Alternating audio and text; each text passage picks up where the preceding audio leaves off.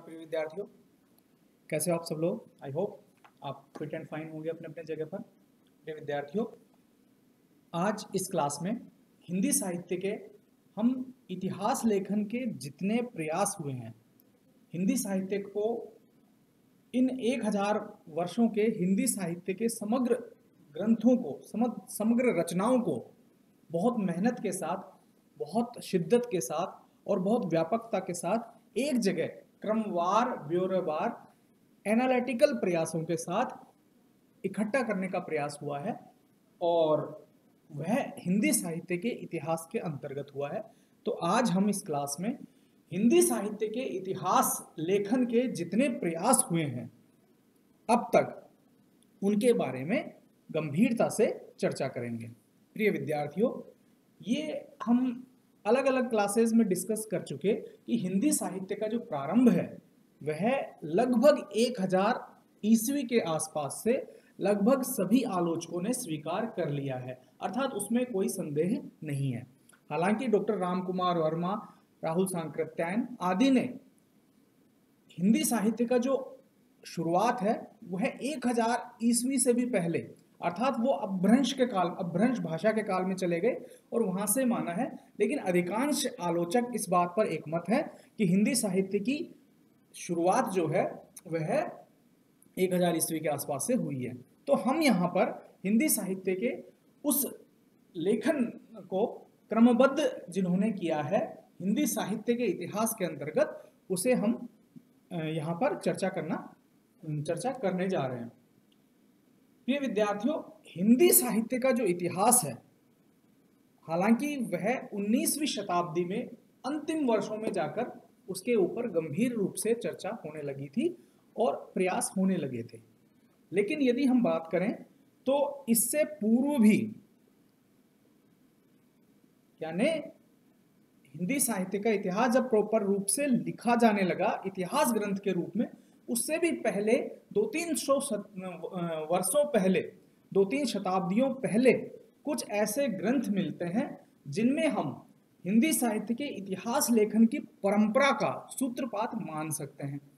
और उन ग्रंथों में जो 3 ग्रंथ प्रमुखता से जिनका नाम लिया जाता है वह है, एक तो भक्तमाल, जिसके की रचयिता नाभादास थे, और 2 और ग्रंथ थे जिसमें एक तो 252 वैष्णवन की वार्ता और एक 84 वैष्णवन की वार्ता। ये जो दोनों ग्रंथ हैं वह गोकुलनाथ स्वामी ने लिखे। और गोकुलनाथ स्वामी कौन थे, ये आपको भली भांति पता होगा कि विट्ठल दास जो थे उनके शिष्य और उनके पुत्र थे। और उन्होंने, या ये कहें कि भक्त नाभादास ने और गोकुल स्वामी ने, ये जो तीनों ग्रंथ लिखे हैं, इनका ऐतिहासिक दृष्टिकोण नहीं था, अर्थात उसको लेखन के पीछे उनका जो एस्पेक्ट था, प्रेपशन था, वह ऐतिहासिक दृष्टिकोण न होकर आध्यात्मिक दृष्टिकोण था। अर्थात उन्होंने अपने समय के जो वैष्णव कवि हुए थे, जो भक्त कवि थे, उनको और उनकी रचनाओं को एक जगह संग्रहित करने का प्रयास किया। हालांकि वे कोई इतिहास ग्रंथ नहीं थे, लेकिन उन ग्रंथों में एक तरह का क्रम था, एक तरह का संकलन था, जो कि आने वाले लेखकों के लिए बहुत उपयोगी सिद्ध हुआ। तो ये तो थी इतिहास ग्रंथ लिखे जाने से पूर्व परंपरा, कि हम इतिहास ग्रंथों का जो संकलन था, जहां से एक सूत्र मिलते हैं इतिहास लेखन के, वो उसमें खोज सकते हैं। अब हम बढ़ते हैं जो एक्चुअल रूप से, प्रॉपर रूप से जो हिंदी साहित्य के इतिहास ग्रंथ लिखे गए हैं उनकी तरफ। हिंदी साहित्य का इतिहास वास्तविक रूप से लेखन जो शुरू हुआ वो 1839 ईस्वी में हुआ। और यह जो प्रथम प्रयास किया था वह एक फ्रेंच विद्वान ने किया था, और उन फ्रेंच विद्वान का नाम था गारसे दे तासी। ये पहले विद्वान थे जिन्होंने हिंदी साहित्य के इतिहास को लेखनीबद्ध करने का प्रयास किया। इस इतिहास ग्रंथ में, इस ग्रंथ का टाइटल था इस्तवार दे लॉ लिटरेचर एंदुए हिंदुस्तानी। इस्तवार दे लॉ लिटरेचर एंदुए हिंदुस्तानी। ध्यान दीजिए कि यह ग्रंथ जो था वो फ्रेंच भाषा में था और इसमें हिंदी और उर्दू के लगभग 750 के आसपास कवियों को स्थान मिला था। अब यह जो ग्रंथ था, ये बाद के आलोचकों ने इसे इतिहास के दृष्टिकोण से नकार दिया। क्यों? क्योंकि इसमें जो कवियों का जो संकलन था वह अल्फाबेटिकल मेथड से था, अर्थात इसकी जो पद्धति थी इतिहास लेखन की वो वर्णानुक्रमी पद्धति थी। अब वर्णानुक्रमी पद्धति क्या होती है ये हम पिछली क्लास में जान चुके हैं। अगर आपको इतिहास लेखन की विधियों का अध्ययन करना है तो मेरी जो पहले की क्लास है उसमें आप देख सकते हैं। तो यह जो इतिहास ग्रंथ था वह पूरी तरह से अवैज्ञानिक था, अनकैटेगराइज्ड था, क्योंकि इसमें जो विधि काम में ली गई है, जो प्रोसेस काम में ली गई है इतिहास लेखन की, वह साइंटिफिक मेथड नहीं था। इसमें हिंदी और उर्दू के कवियों को स्थान मिला था और हिंदी के कवि कम थे और उर्दू के कवियों को ज़्यादा स्थान मिला था। तो बाद के आलोचकों ने, बाद के विद्वानों ने इसे साहित्य के इतिहास के क्रम में न रह करते हुए इसको सिर्फ एक किस्म का संकलन मात्र ही कह दिया। यह इसकी सीमा थी। लेकिन चूंकि यह महत्वपूर्ण इसलिए है कि यह हिंदी साहित्य का पहला इतिहास लेखन का पहला प्रयास था और बाद में एक इसने इतिहास लेखकों के लिए एक प्रस्थान बिंदु सेट कर दिया।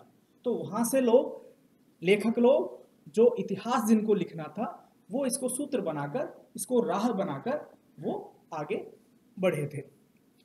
इसके बाद आता है इतिहास ग्रंथ मौलवी करमुद्दीन का, और इनका जो ग्रंथ था वो तबका तशरा तज़किरान इजवाए हिंदी।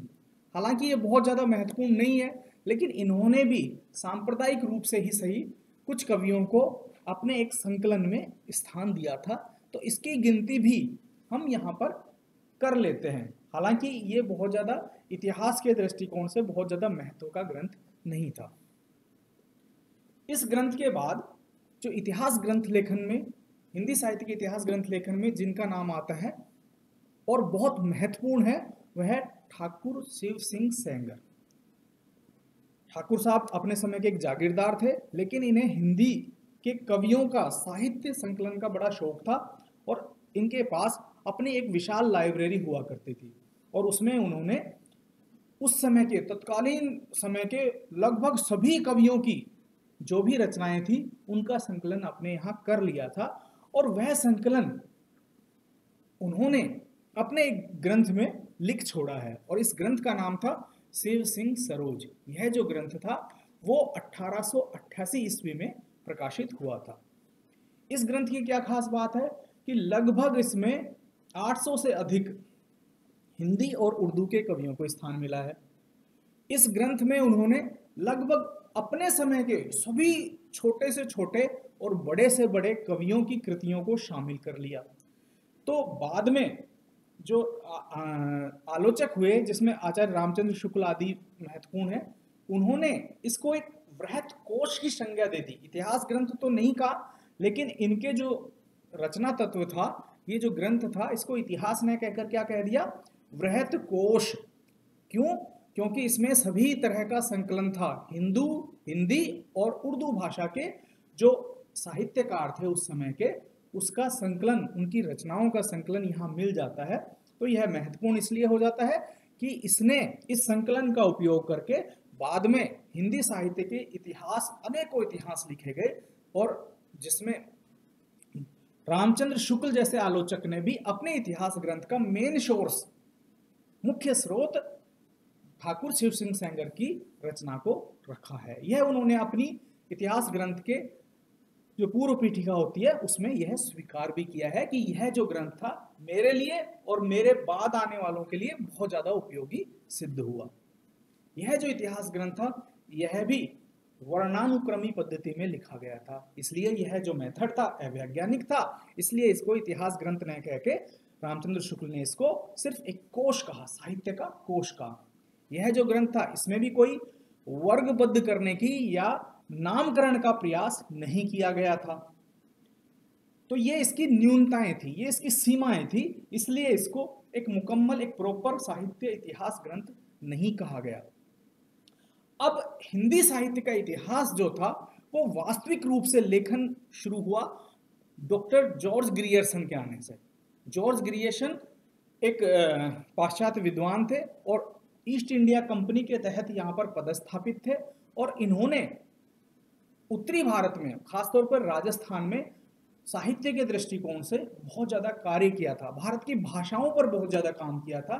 तो इन्होंने भारत की भाषाओं पर जब काम कर रहे थे और राजस्थान में भी ये रहे थे, तो इन्होंने राजस्थान की भाषाओं के बारे में भी बहुत वर्णन लिखा है, और अपने समग्र अध्ययन को हिंदी साहित्य के इतिहास के नाम से the modern vernacular literature of Hindustan नाम से 1888 के ईस्वी में ही लगभग इन्होंने प्रकाशित करवाया। ये जो इतिहास ग्रंथ था वो इंग्लिश भाषा में लिखा गया था, और इसमें हिंदी और जो भी समकालीन जो भाषाएं थी, इसमें हिंदी और उर्दू मुख्य है, उन भाषाओं के कवियों को, साहित्यकारों को इन्होंने स्थान दिया। इनकी जो खास बात है वो ये है कि इन्होंने पहली बार कालक्रमानुमा पद्धति का प्रयोग किया, जो कि इतिहास ग्रंथ लेखन के लिए सटीक मानी जाती है। अर्थात इन्होंने अल्फाबेटिकली ऑर्डर को चुनने के बजाय जो तिथि क्रम है, काल क्रम है, कालानुक्रमी पद्धति है, उसका अपने इतिहास ग्रंथ में प्रयोग किया। इसके अलावा इनका योगदान इस बात के लिए भी है कि इन्होंने सबसे पहले काल विभाजन किया। काल विभाजन इन्होंने अपने समय के हिसाब से किया, हालांकि वो दोषपूर्ण है, जिसका विश्लेषण हम अगली क्लासेस में करेंगे, लेकिन इनके लिए खास बात यह है कि इन्होंने पहले काल विभाजन किया, कालानुक्रमी पद्धति का प्रयोग किया, और थोड़ा बहुत विश्लेषण भी रचनाओं का किया। इसके अलावा नामकरण, कालों का विभाजन और उनके कृतित्व के आधार पर नामकरण किया, यह इनकी खास बात है। तो हिंदी साहित्य का इतिहास जो लेखन के प्रयास हुए थे, उनमें यह जो पहला पड़ाव था, हमने आज चर्चा की है पहले पड़ाव की, जो बहुत महत्वपूर्ण है, क्योंकि ये शुरुआत है तो इसमें दोष होना स्वाभाविक है, लेकिन इन दोषों को नज़रअंदाज इसलिए किया जा सकता है कि ये पहला पड़ाव था, तो दोष होना लाजमी है। अगली क्लासेस में हम हिंदी साहित्य इतिहास के दूसरे पड़ाव की चर्चा करेंगे।